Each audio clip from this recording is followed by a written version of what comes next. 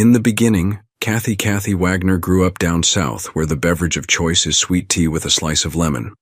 As an aside, there are those heretics who dilute their sweet tea with lemonade, but they are to be forgiven. Then again, they may not know the difference between their elbow and their rear on the important topic of real sweet tea. Her father would say he grew grass, and that he did. He cultivated acres and acres of grass where his cattle fed. Like many little girls, Kathy's mother enrolled her precious daughter in ballet classes. Kathy would prance around the house as if she were on stage dancing. Her parents would watch her, laugh, and cheer her antics. In high school, she joined the dance team. Her experience on the high school dance team earned her a partial university scholarship.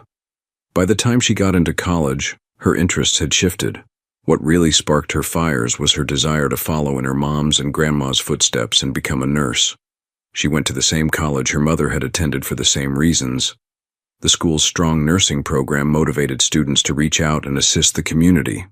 The college didn't have a major athletics program. In her sophomore year in college, the school was invited to play in one of the minor bowl games leading up to the holidays.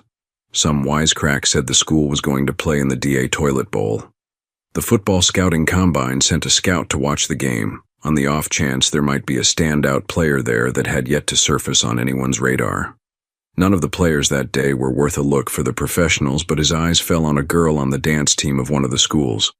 This unknown girl's appearance drew him in, and her smile warmed his spirit. She moved with a grace and fluidity that attracted attention to her. During the dance team's routine, the scout shot over 100 frames of this unknown dancer. When he got home, he sent these photos to a friend, Alex Demos. Alex was an agent with one of the leading modeling agencies in New York. The scout thought this girl had what his friend sought in a new model. Usually, a potential model would submit a portfolio of photos taken in a studio by a professional photographer. The football scout sent a handful of candid photos to his friend. Most of the pictures were headshots, but there were a few full-body shots. All of the photographs intrigued Alex. After a quick look, Alex knew. She had it.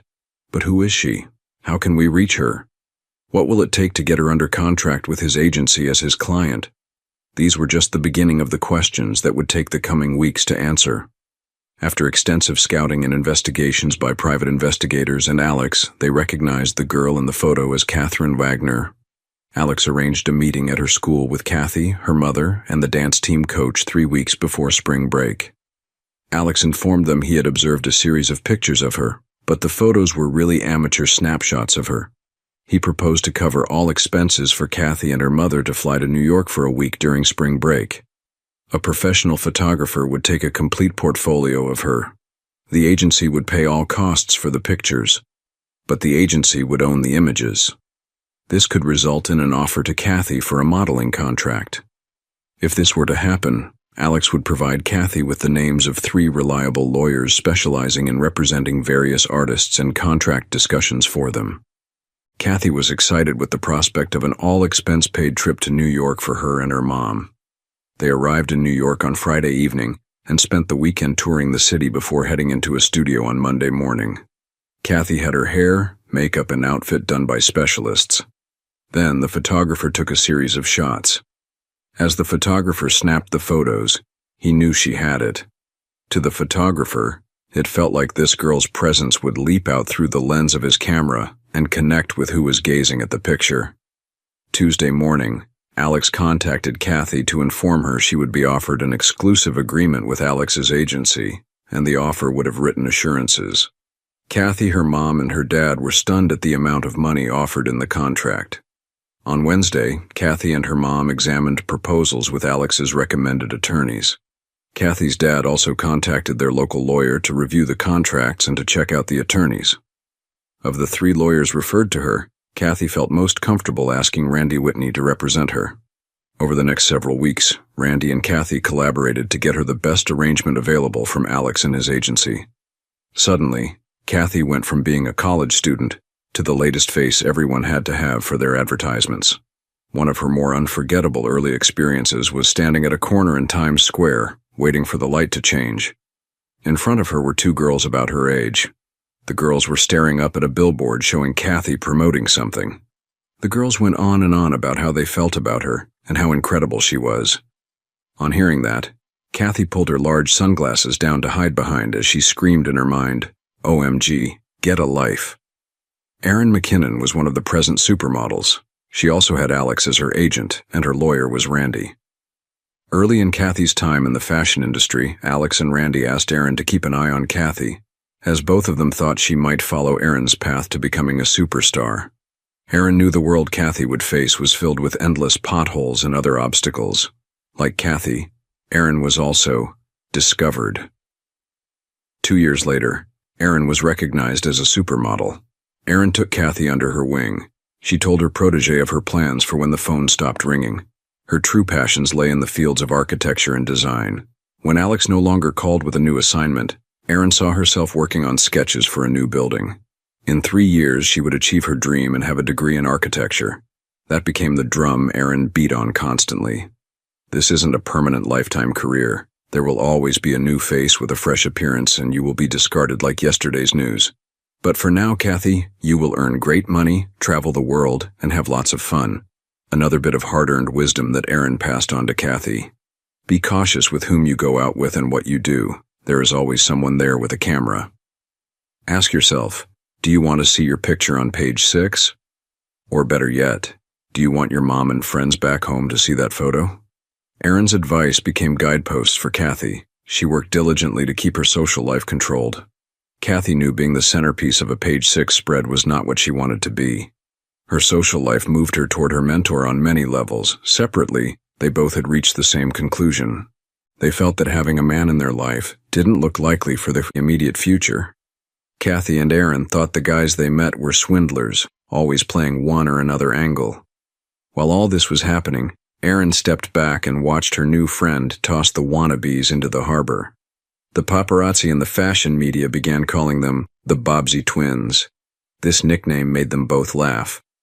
Slowly, the two women grew closer and closer to each other. They realized they both had developed a strong mutual affection for each other.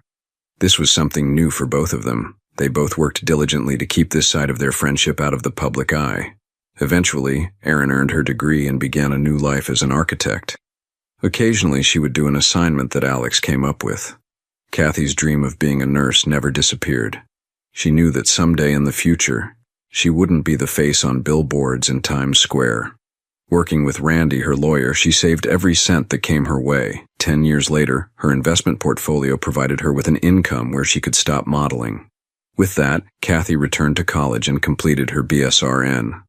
Her first job as a genuine nurse was working in the ER of a prominent hospital on Long Island. Yeah, it was a heck of a pay cut, and it certainly wasn't glamorous, but it was personally gratifying and rewarding. This was the life Kathy desired. Within a year, the hospital, the Nurses Association, this and that, all asked Kathy to do one or another publicity stint. She felt that all the requests were distracting and making her life as an ER nurse unmanageable. Another nurse overheard her grumbling and suggested she think about becoming a district nurse in a medically underserved area. Kathy looked into this idea, and her immediate response was, "Oh my God, not just yes, but absolutely yes." This is why she followed the route to nursing school, to assist people. Somewhere along the line, she got the contact of Doc Fredericks, the county public health administrator in a small rural county in upstate New York. Kathy and Doc Fredericks conversed. He tried every way he could to talk her out of taking the job filled with difficulties. Doc saw many challenges with the position. Kathy saw these obstacles as golden opportunities. A month later, Kathy was relocating to a small cottage in Wexler's Mill on the edge of Delek-Kill, a tiny stream that flowed into the Hudson River. In areas of New York where the Dutch originally settled, a small stream will often go by the original Dutch name. There, a stream might be called a kill. In Virginia, a similar stream might be called a run. When Kathy first settled into her new home in Wexler's Mill, she emailed Erin, seeking suggestions on how to furnish her new abode. Erin was thrilled to hear from her old friend and sent endless tips and ideas. Erin concluded her email by saying that she, too, had relocated. Now, she was establishing her own home in Portland, Maine, where she worked as an architect. But still, she hadn't found a man that she felt at ease with. Maybe a lobster fisherman there might reel her in. The firm that she worked for had offices in both Boston and New York, so she divided her time between the two offices. In the beginning, David. The village of Wexler's Mill traced its heritage to the original Dutch settlers in what became known as the Hudson River Valley. Jacob Dyke Wexler and his family established a trading post north of New Amsterdam, on land granted to him by the Dutch crown at the time. Jacob encountered an issue with the lands he had been assigned to settle and colonize. He held a royal warrant giving him 2 arpents of land surrounding a small stream, which he named De Lek Kill, that flowed into the river. Below the stream the land was open and easily cultivable, but the majority of his land was above the stream. The dilemma was that a cliff extended from the river deep into the forest. Jacob explored the area north of the Kill and found a few hot springs near the river and, further back, some waterfalls, but little else other than an endless, deciduous forest. Jacob chose to establish a trading post on the south side of the Kill. He built a grist mill next to the trading post, hoping to sell flour and cornmeal to the larger settlements on the river. Over time, the family always discovered ways to add to their land holdings. The grant gave Jacob and his son around 50 square miles off the river and inland. Ultimately, the family established a sawmill on the north side of the Kill. The lumber harvested from the forest became quarter-sawn fine oak furniture, flooring, and custom cabinets. The mill's products became highly sought after as they were of outstanding quality. Today, Jacob Dyke Wexler's direct descendant, Dave Wexler, manages the family's holdings, and the same product lines flow out of the mill. Not much has changed since 1640, when Jacob first arrived on the land he had received from the crown. Dave was sent off to boarding school, as was the family's custom. When holidays and summer vacation rolled around, he would often spend time in his dad's office, listening and observing what his dad did. He knew that one day he would be sitting where his dad sat. Often Dave would go to the company stables where the company kept their draft horses, mostly Clydesdales, but there were a few Percherons in the herd as well. The horses were used to help extract logs from the forest and down to the sawmill, where the timber would be made into the company's products. On one of his wanderings, he discovered an enchanted place hidden in the forest a half-mile or so, as a crow flew from the sawmill. There he found a glade that opened as he came along his hidden trail and over a slight rise. There was a waterfall that fed a small pond at the base of the cliff. The falls became his special place. Here, Dave came to dream, reflect, and look to the future. Dave's father, Arnold, wanted his only son to study forestry management in college. Dave agreed with his father's suggestion, as he needed to understand how to manage the company's primary assets, forests. But he also saw his dad's frustration in dealing with the financial and legal sides of the business. In college, Dave took a minor in accounting to understand that side of the company. By doing that, he became eligible to take the CPA exam when he graduated from college. After graduating, Dave joined the company's CPA firm and quickly passed the CPA exam. Next, he set his sights on law school. After Dave finished law school and was admitted to the bar, his father demanded that his only son come home to work in the office beside him and learn the ropes of the business he would inherit. Dave quickly discovered that managing the company's numerous parts was like managing a hurricane. The company is known today as Tabletop Resource Company, TRC, which is a sophisticated real estate and forest products firm. It held vast tracts of land and substantial physical facilities in upstate New York and extensive holdings in the Appalachian Mountains. In the South, the company produced various grades of plywood, laminated wood products, or as they were commonly called, lamb beams and studs, and chipped pulpwood for paper mills. In New York, much of the company's operations revolved around collecting and milling hardwood lumber that was used to create flooring or fine furniture. The Knickerbocker Society was a social group consisting of Hudson River Valley residents with family ties to the original Dutch or English settlers. The Wexler family had been active members of the society for over a century. Dave's father, Arnold, encouraged him to join so he would build future contacts and networking opportunities. Eventually, Dave agreed with his dad and started attending events. He quickly became the focus of attention for many young women and their mothers, who saw him as an excellent potential spouse. But Dave felt much more at ease sitting on a horse in the forest than at some gathering where he felt like a target with a bullseye painted on his back. Arnold had been experiencing deteriorating health since Dave was called home. It wasn't long after his return that his father passed away. Dave assumed the company's leadership and intended to maintain the company on the same course it had been. But he had some alterations and improvements in mind for the business. In many ways, Wexler's Mill was frozen in a time capsule. The village hadn't transformed in decades. The post road along the riverbank had almost been forgotten. The remains of the old trading post and grist mill built by Jacob were still there, barely. The old camelback stone bridge over the Kill, constructed ages ago, is still used today. Dave wanted to find ways to showcase his hometown. Other old historic towns along the river attracted lots of tourists. He kept asking himself, why not here? He had an idea to create a historic replica collection of houses along the banks of the Kill. Dave's house, often called the Rock Pile since it was made of native stone, was well over 150 years old. The house had been the home of his family for all that time. The rock pile could be the centerpiece of the reconstructed village at one end. On the other end, a rebuilt trading post and grist mill. Between the two buildings could be a collection of period-accurate houses and structures. Looking at Wexler's Mill today objectively, the first thing that was needed was a place to grab coffee and a meal. There wasn't any now. Another idea Dave had was to build a marina that would accommodate the boats that cruise the river. The marina could have a fueling station, a place to dock while visiting the area, and even mooring for long-term stays. Doing this would increase traffic in the village. Something else that attracted tons of people into other communities was a craft and farmers market, so why not have one here? A market could offer items that the folks who lived here crafted in their homes or vegetables grown in their gardens. Many people with vegetable gardens had a surplus they tried to give away to friends, neighbors, and people where they worked. This would give them a marketplace to sell their produce. A couple who lived outside of town was well known for making goat cheese. This could give them a local place to sell their cheese. Some other people crafted split wooden baskets. He knew there were a lot of very skilled people who would benefit from having this opportunity open to them. Other small towns along the river did this. Why not here? Echoed in Dave's mind.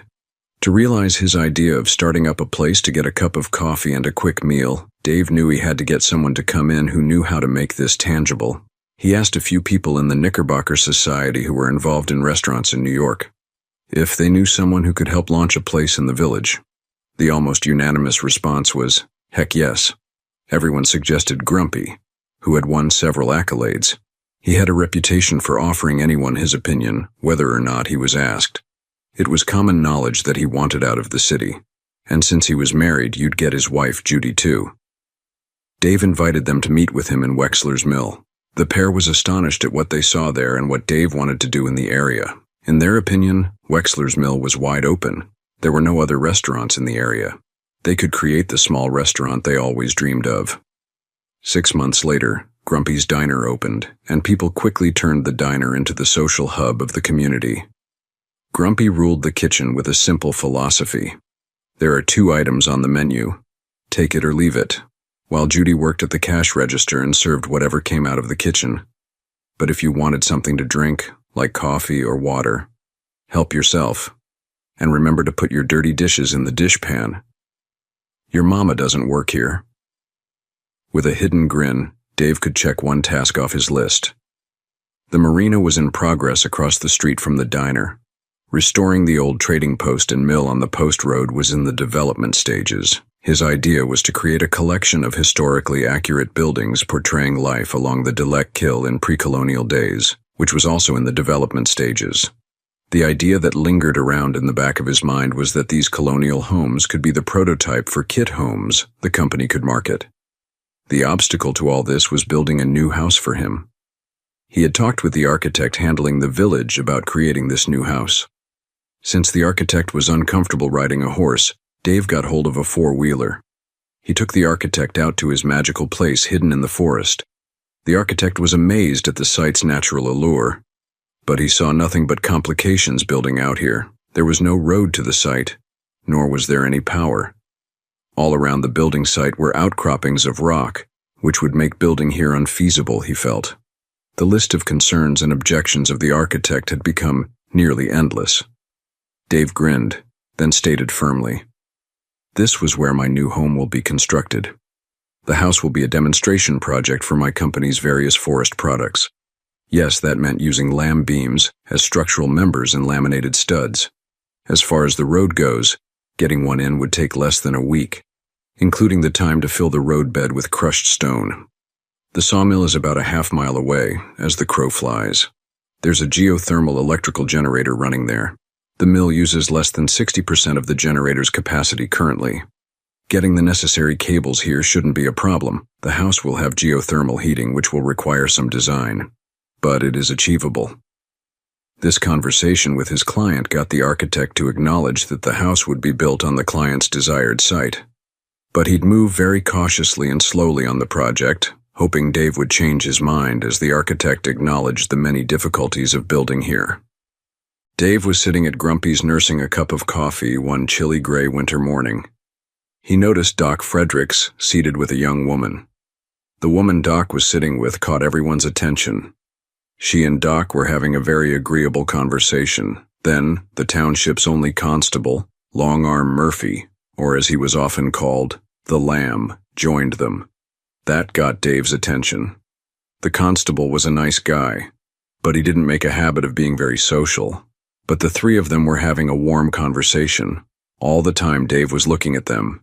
He knew he had seen her somewhere before, but he couldn't remember where for his very life. Eventually, Doc called out to Dave and invited him to join them. After Dave sat down, Doc introduced the woman, Kathy Wagner, to Dave as the new district nurse for this area. Doc went on to say that between Dave and the Lamb, they knew everyone in the area. He would appreciate it if they would help Kathy get to know the folks up here. Dave kept looking at Kathy, finally blurting out, "I know I have seen your picture somewhere, just where I can't recall." That got Kathy to chuckle. "I can promise you that my picture isn't on the bulletin board in the local post office. But maybe it was in Times Square? Who knows?" She tilted her head slightly, batted her eyelashes, and smiled. And so, it begins. Kathy quickly established herself as someone who was there to help anyone and everyone.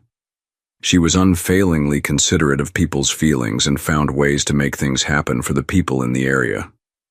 Soon, Kathy became a morning fixture at Grumpy's. She would grab the coffee pot, go around without asking, and top off everyone's cup.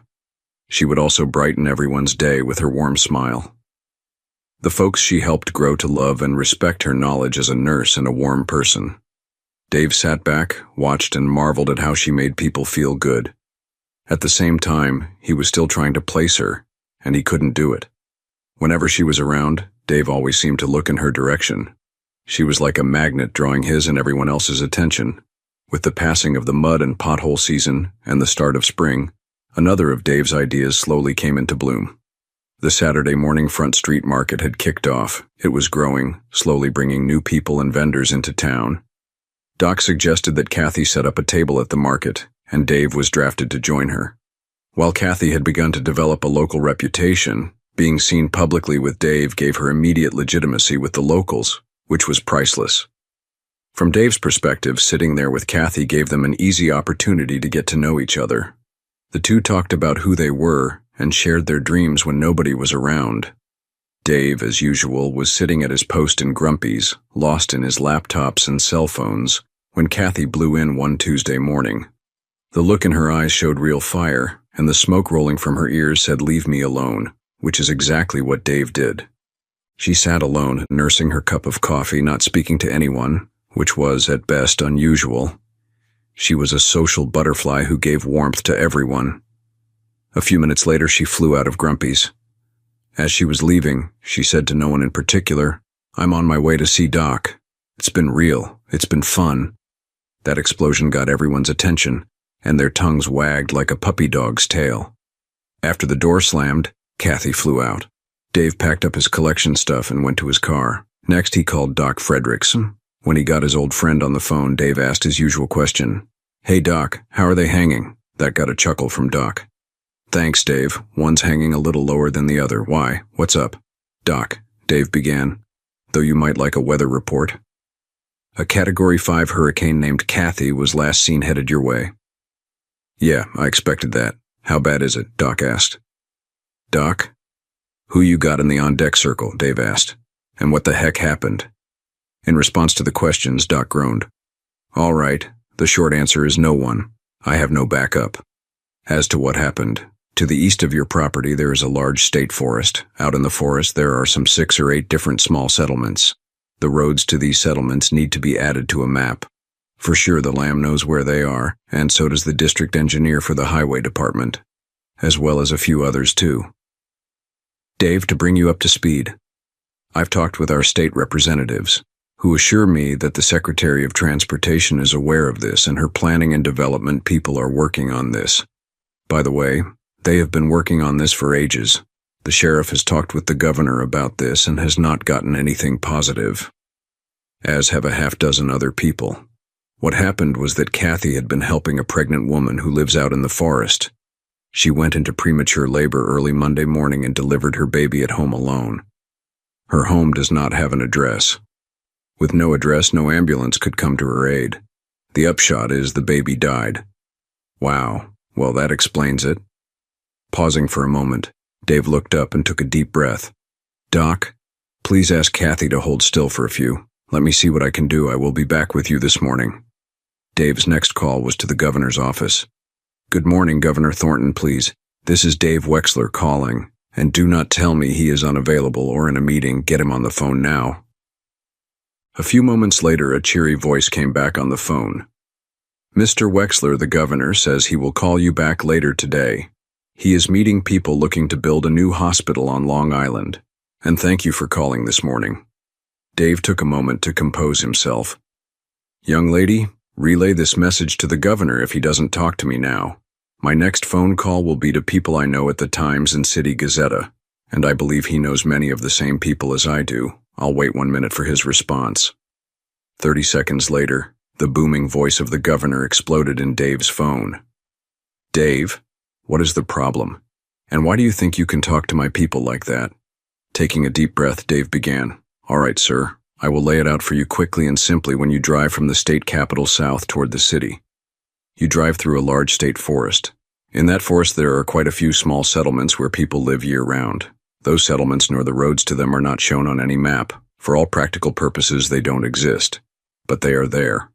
Ask our sheriff, the postmaster here, and a few others if they are there. The answer you will get is yes, they are there. We have a district nurse here whose job is to help people like those who live there. She had been working with one woman who had a difficult pregnancy. This woman went into premature labor early Monday morning before you got out of bed. Kathy got there, then got on her radio and called for an ambulance. But emergency services couldn't send an ambulance because they didn't have a good address. The short of it is that the baby died. Governor, you and your Secretary of Transportation have gotten many requests to have the area mapped. The houses in the forest should be identified with proper addresses. This has been assigned to Transportation's Planning and Development Group. From what I was told today, this project has been in the works for ages. I will leave you with this question. Has this project become a priority today, or do I make other phone calls this morning? Good day." 15 minutes later, Dave's phone rang. The caller ID showed that Doc Frederick was on the line. "Dave, what did you do?" "I have Kathy sitting here in the office with me. I just got off a conference call with the Secretary of Transportation, the Secretary of Natural Resources, and the governor. There is a survey team on the road here now. The 3 of them asked me to get everyone in my office after lunch to tell the team what is needed so what happened last night does not happen again. Both Hurricane Kathy and I are amazed that at last there will be a real solution." 2 weeks later, the Secretary of Transportation released a brief statement that the Undersecretary for Planning and Development had resigned due to pressing personal issues. Within a month, the updated and revised maps were published. People living in the forest got their mail delivered to their homes. The phone company ran lines to everyone's homes. Plans were made to have all the houses tied to the electric service grid. And ambulance services were readily available to the people of the forest. They were no longer lost and forgotten. With the marina becoming available to boaters, the traffic at the Saturday market picked up. Boats tied up all over the Kill, and not just at the marina. Wexler's Mill and the Saturday market became the new place to go for people up and down the river. Dave and Kathy continued to staff the table to talk with visitors about the program she worked at. She was amazed at the interest the program people had in the program from outside the area, More than a few asked for more information about how to start something like this where they lived. As June became July, then August arrived. The crowds at the market grew weekly. There was always a traffic jam on the kill with all the boats. One lady, who looked like she was off one of the boats, stopped at the table. Kathy chatted with her about the program and what she had accomplished. Then, she looked at them sitting together and commented that she was a representative for a modeling agency in the city, and if they were interested in some work, she could help them. Kathy smiled and thanked her profusely. Shortly after noon, the market wound down for another week. Kathy turned to Dave and caught his eye.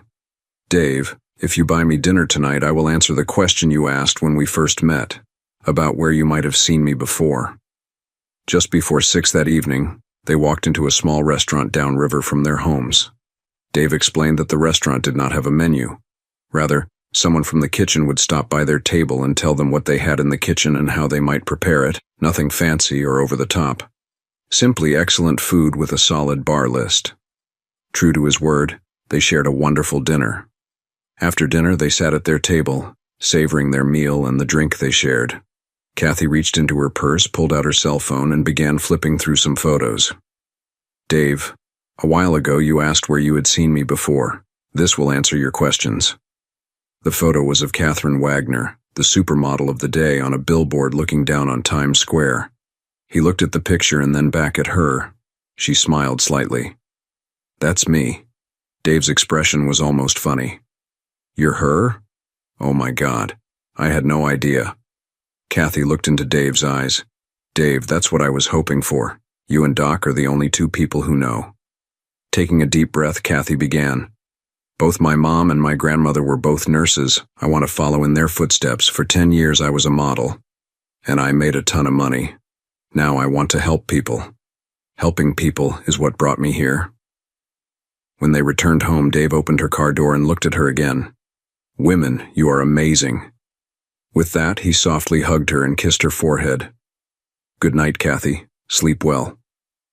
That night, in their own homes, alone in their beds and lost in their thoughts, neither got sleep. They both knew somehow. Their lives had changed as summer passed into fall.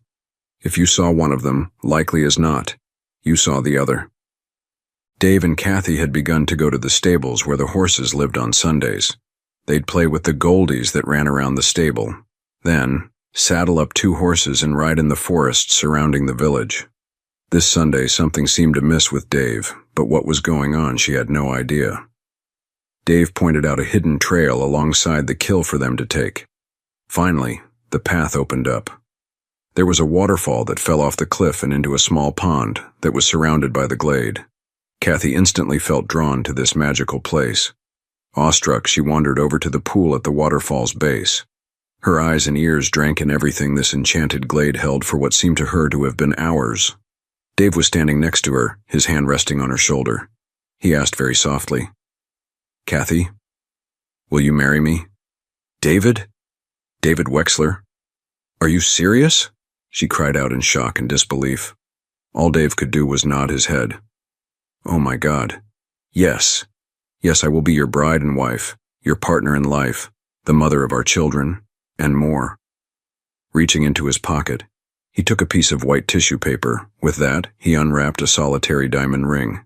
He began, "Kath, this ring has graced the ring finger on the left hand of every Wexler wife for the past several generations.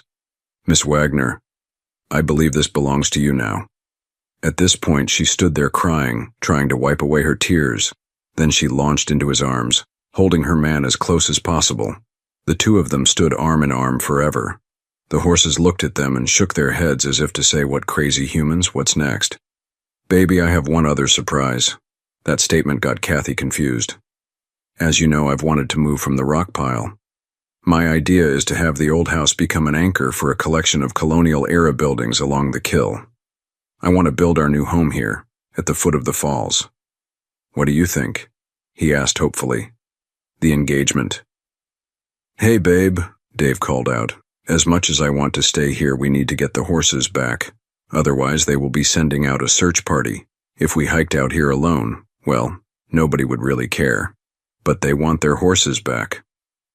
That got a giggle and nod from Kathy as she found a rock that could be used as a mounting block so she could get on her horse. When they got the horses back to the stable, they were met by one of the guys who worked there. He started chewing them out for being gone for so long with their horses. After that, dressing down from the guys in the stable, they headed back to town. Kathy looked over at Dave, and in no uncertain terms he was told to stop at the rock pile, get a change of clothes, and return to the truck in less than 5 minutes. They'd go to her house where she would fix them dinner. With those orders in mind, he knew his world had changed forever in an instant. No longer could he do as he did before. Now she was there, and well, she would be directing things for the rest of his life. When he dashed into the rock pile, Dave swung by the bathroom to grab a few things, and to look in the mirror to see if the ring was set in his nose yet. Then he found a change of clothes and returned to the truck. They were headed through the village and on to Kathy's cottage. This was the first time he had been to her home. What immediately caught his eye was how neat everything was. The house. Well, everything fits together. Just like Kathy, everything works together. Things were where they should be and not tossed around. Even the ginormous long-haired cat was as it should be. He was stretched out in the window seat, soaking up the late afternoon sun. As Dave stood there, Kathy headed toward the kitchen. On her way, she called out, "Hey, old man, go and put your stuff in the bedroom." As he headed toward the partially open door, the thought hit him. Yeah. It took her only a few moments to make an imprint. When he finished his assignment and went to where he heard her rattling around, he saw Kathy struggling to get a sauté pan out of the pantry. Hearing her grumbling, he chuckled. "Oh, good, you're here. Get that sauté pan out for me." The drill sergeant barked out. It wasn't a request. It was an order. With that done, Kathy took flight around the kitchen. First, she opened the fridge and got a couple of things out. Next, the cabinets were searched. A few other things went on the counter. It was apparent that for sure she knew what she was doing. "Oh, Mr. Man, FYI, no more microwave dinners for you. And yes, we will be eating at the table. You need to tell me what you like, and I would love to cook that for you.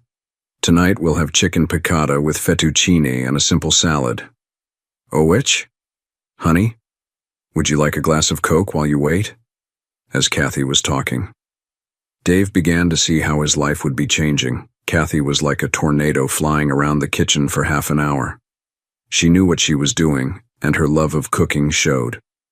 When they sat down for dinner, she had one of her amazing smiles warming her face.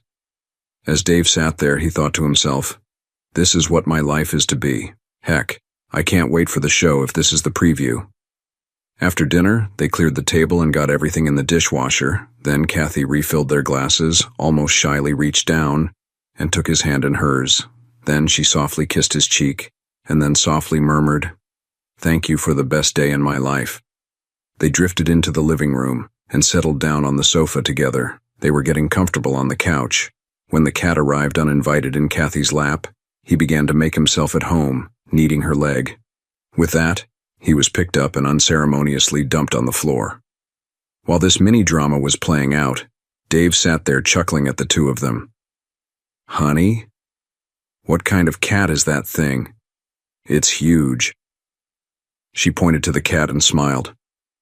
"Baby, let me introduce you to His Lordship Harry, the Maine Coon cat. He's an attention hound and a cuddler of the first order, kinda like you are." The two of them sat on the sofa curled up together in the quiet of the early evening. In between purrs, Kathy softly whispered, "Dave, I will always endeavor to be open and honest with you. My dad had a saying that he loved surprises on Christmas morning. The rest of the year, no thanks. For sure, you surprised me today in the best way possible. Maybe we can create a special holiday just for us to remember today. What do you think?" Then she looked towards Dave with expectant eyes. "Let me pull back a curtain that blocks parts of me from the stage my life was lived on. As you likely know, I was one of the headliners on Page 6, a tabloid queen. I was always being shown here and there, but nothing scandalous. All thought plenty of folks tried to come up with something scandalous. There was always a flock of people to take my picture wherever I went. Good God, I often felt like I lived in a fishbowl. What never made it into papers is the fact that I was bi. Usually back then I was involved with my best bud, Aaron, who was another model. Until you came along, there wasn't a man in my life. A man who held my attention. A man like you makes me feel complete. Sure, there were many that popped up now and then, but honestly, none of them were able to keep my interest. The guys I met just didn't fit. Maybe I wasn't ready? Dave, what you have done is in some ways old-fashioned. You and I developed a solid relationship, a friendship first. Sure, many men have said we should get married over the years. Most of them wanted to get married for the night. What I wanted was what my parents and grandparents had, a solid, committed relationship with each other, a working partnership, a commitment to each other. This is a commitment I am happy to make. Dave, you are the first person I ever felt a total commitment to, so, in many ways, honey, I am like a virgin. This is all new to me. It is what I have dreamed of and wanted. Please be gentle with me.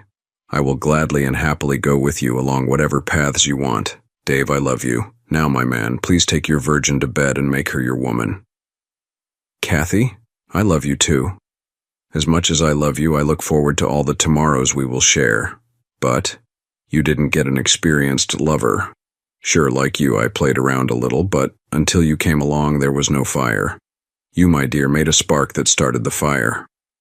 When Dave stopped talking, Kathy stretched and reached out to him, holding his head as she kissed her man. Mr. Man, you taste delicious. That led to another purr as she buried her head in his shoulder. Dave, please make my dreams real. Come to bed with me and let's make love together. Let's discover a side of ourselves that has lain there unused in our lives. Together we will explore new paths.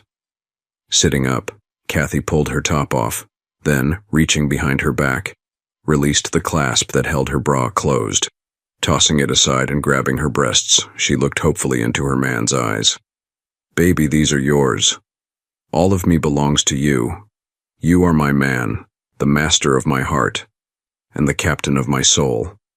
With that, Kathy sashayed across the living room only to stop at the bedroom door. She looked over her shoulder and smiled, slapping her butt. Their eyes connected and she asked, "Are you going to sit there all night or join me?" That caused Dave to shake his head and mutter, "Woman, you are insane. But you are my kind of insane." Walking into the bedroom, he found Kathy in bed with the sheets pulled up to her chin. "Gee, babe, I was worried that you might have gotten lost. Maybe I'd have to send out a search party to find you." After shucking his clothes, Dave slipped into bed with the woman who had turned his world upside down. "Hi, beautiful," he softly called out. His comment earned him a soft purr while Kathy draped herself across him. Her head rested on his shoulder while her hand softly stroked his face, and a leg was tossed across his waist. She murmured, "Hi, baby. Welcome to our home." She slowly stretched and moved about to kiss the man who had remade her world. She murmured with both arms resting on either side of his head and their eyes drinking each other's smiles. "Hi, my man. Have I told you recently I love you? If I haven't, let me tell you and show you now." With that, their lips met in a soft kiss that evolved into a warm, passionate kiss. Their tongues danced together as they melted into one. Eventually, they had to break for air. When Kathy sat up, she exclaimed, "Honey? That was the most fantastic kiss I have ever had. My dear God, Dave, you do things I have only dreamed of." While Kathy was talking, Dave's fingers explored the valley between her breasts, running up and down the valley, then sliding across a nipple, now and then squeezing a breast. As Dave did, she leaned back and gave her soon-to-be husband free access. As she shuddered, she called out to him, "Baby? Please, oh Lord, yes, please do enjoy toying with my breasts. I do love the attention you are giving them." She lay back on the bed and pulled her man to her. She pushed his head to her breast. Sitting up, he looked at the woman who had filled his mind ever since they had first met, smiling at her and also inwardly at himself. He knew she was the only one constantly on his mind. When they were together, he felt a happiness he had never known. Yes, she was the only one. Somewhere along the line, his fingers drifted across her stomach as she moaned his name over and over again, begging him to please, oh yes, to please make love with her. Stopping for a moment as he ran both of his hands up the length of her thighs. "Baby," she screamed, "I will never let you go." Together, they were joined in an explosion of passion. When morning came, Kathy found her way to the kitchen. She got the coffee pot going and checked on Harry's water and food. Dave wandered in, while the cat was weaving a figure 8 around her ankles. "Mornin', Miss Lady," which got a giggle from Kathy. "Has anyone told you today that you are a gorgeous woman?" His question was answered with a blush and a shake of her head. "Then let me be the first." "Dave, you are biased, but Lord, I love you, my man." Then she walked over to him and gave her man a warm good morning hug. "Baby, I have reached an executive decision. Henceforth we will always sleep in the nude. You will have to live with the fact that you will sleep with a naked woman, and that you will be naked in our bed, too." "Girl," he exclaimed, "you are crazy. But you are my kind of crazy. Then again, you are my kind of woman." They stood there looking at each other and their coffee. "Baby, we need to think about something," Kathy began. "When and how do we let the word out?" "When we go to Grumpy's on Tuesday morning, Judy will figure it out in a heartbeat, so we should go ahead and tell everyone there. The rest of the world I'm not sure about." Dave put his coffee down and smiled once again. "Are you sure you want to do this?"